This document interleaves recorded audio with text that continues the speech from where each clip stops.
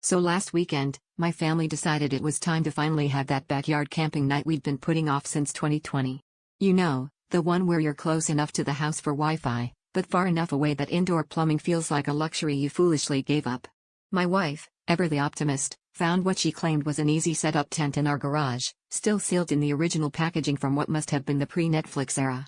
The kids were pumped. We even made a checklist: marshmallows, bug spray, and a tent. Simple, right? The first sign that things were heading off the rails was when my son asked why the tent bag was suspiciously light. "It's probably just lightweight material." "Cutting edge," I said, with the confidence of a dad who has never successfully assembled anything with more than 3 pieces.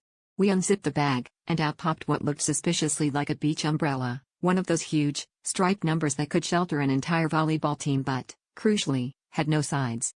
My daughter, ever the realist, asked, "Is this the convertible model?" Not wanting to admit defeat, I insisted we could make it work.